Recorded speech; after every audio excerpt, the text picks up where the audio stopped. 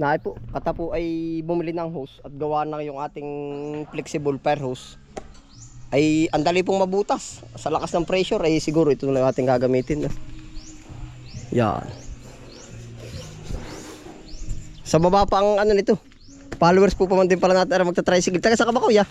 Timbayan lang. Taga Muntinbayan ka ba? 60 meters daw ito ano? 60 meters ating ililipat. Ang presyo po na rin ay 2,050. Naka-discount tayo ng 100.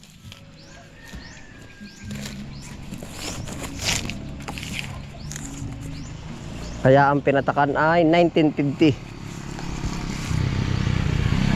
Mabigat din karga o sakto lang ano, malaki lang ano.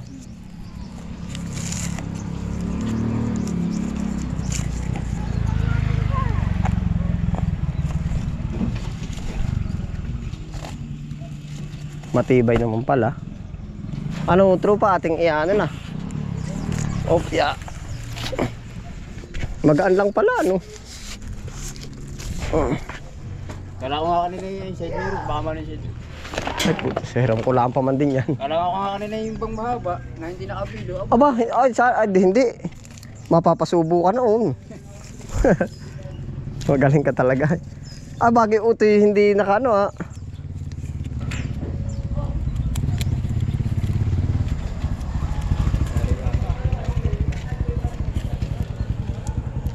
Sa 70 ba magpapadagmat ha? Ayos na. Para na po yung hose. 1.5 nga pala oh. 1.5 may nakalagay palang sukat. Kala ko napalaki malaki. Sa bagay pag nailadlad dyan ay nang hiram po muna tayo ng ano ng barako.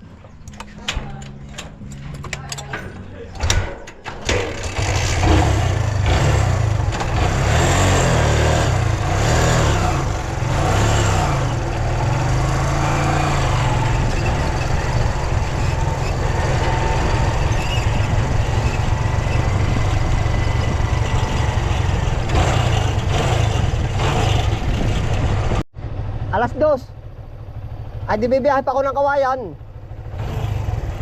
Ha? Ano?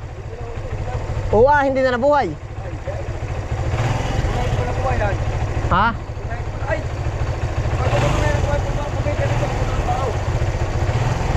Ready na? Oo. Oo.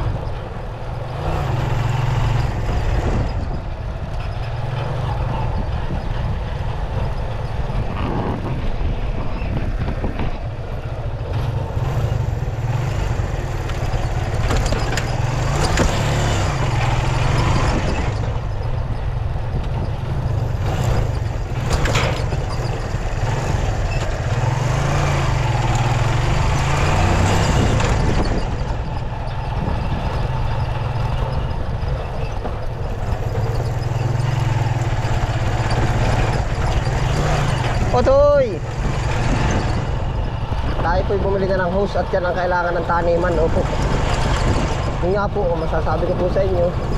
Kumbaga, binibigay natin yung ano ng taniman para mas gumanda po ba ang ani. Pagtigil, ay di tigil din ang ani. Oh. Kung anong masigit kailangan, yan na po yung mga pinamili natin. Ang napalabas po natin ngayong kapital ay yung mga gamot ay 3.9. Bumili na po ako sa ano 3.9 at 2.000. Bali 6,000 po.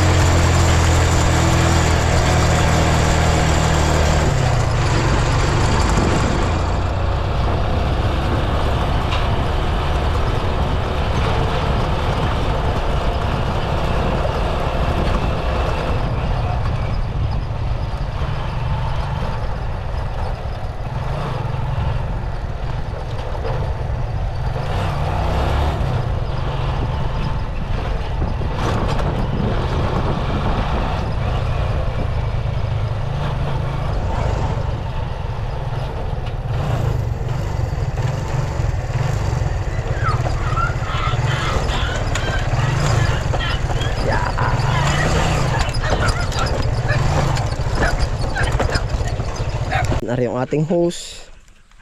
Yan. Dagdag gastos po uli. Tapos bumili ulit tayo singkang. Nahay po marami. Napadagdag pa po ari singkang. At saka yung mga pataba na ay nasaan? Ito yung pataba. Inabot plus ari ay 6,000 plus ari 7,500. Oh. Yan, bumili na rin po tayo niyan, no? 3,200. Yan po ginagamit natin, no? Para safe. Tapos ano pa nga ba?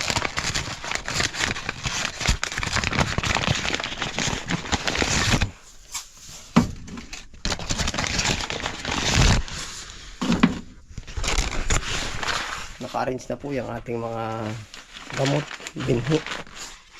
So, para wala nang sama-sama lituhan.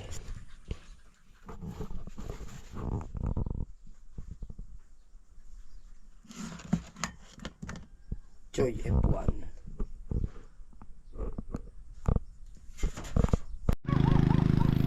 Dahil po ang tape atin bibigyan ng kamatis.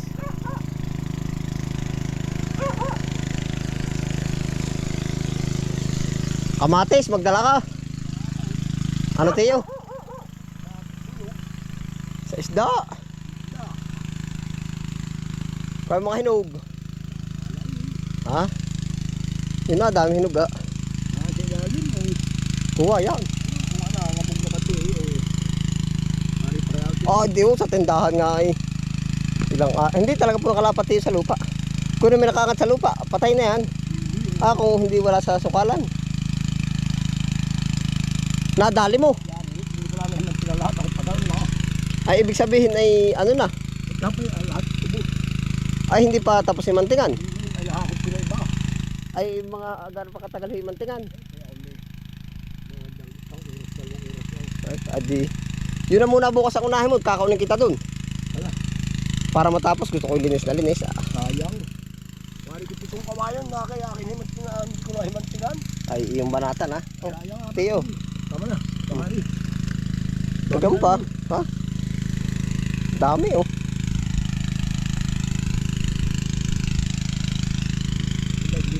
Ang dami. Bukas pa po ang order. Tama na. Tama na siya.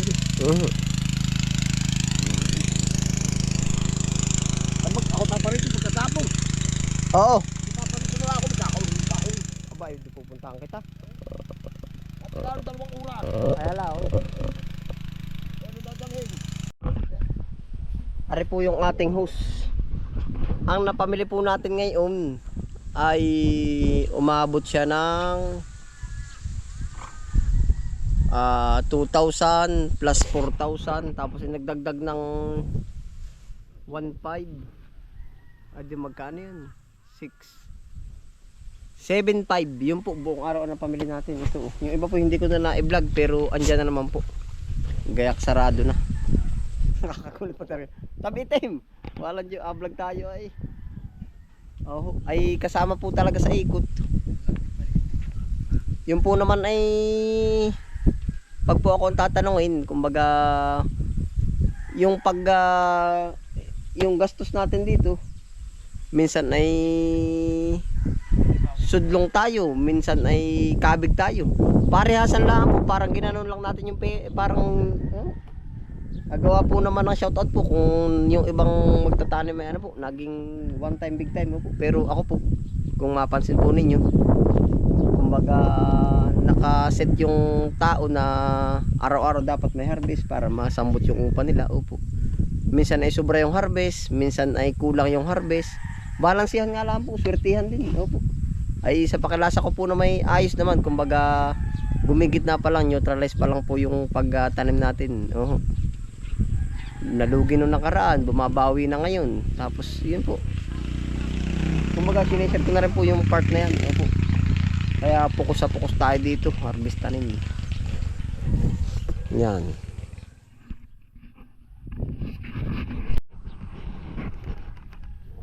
Ngayon po, good news pa, gumagalaw na ang sibuyas, nagtataasa na po. Tsaka pala ating mga sili pagkagagara na rin Yan. Oh, ay. Quality. Oh, ito po. Update ko na rin kayo. Sa mga sili natin. Ito. Yan po yung ating madalas diligan. Kaya ito yung ganito. Oh. Ramdam din po ang init. Yan po. Alikabok din siya. Pero narito po ang ano niyan. Hiwaga yan. Oh, basa ang ilalim niya. Oh. Yan. Ito po yung hindi gaano nadidiligan. Bisak ang lupa. Oh. Ganyan po talaga. Ano ba tawag dyan? Drought. Tuyot. Tuyot na tuyot.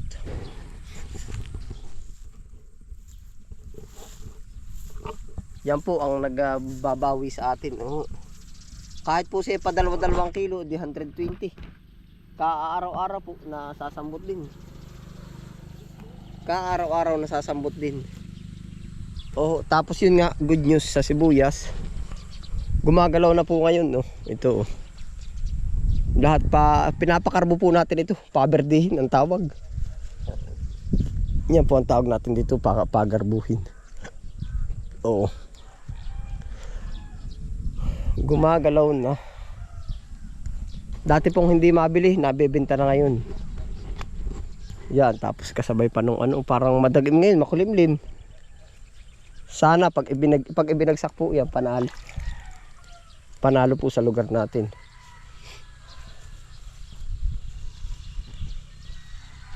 Yan na po ang ganap po.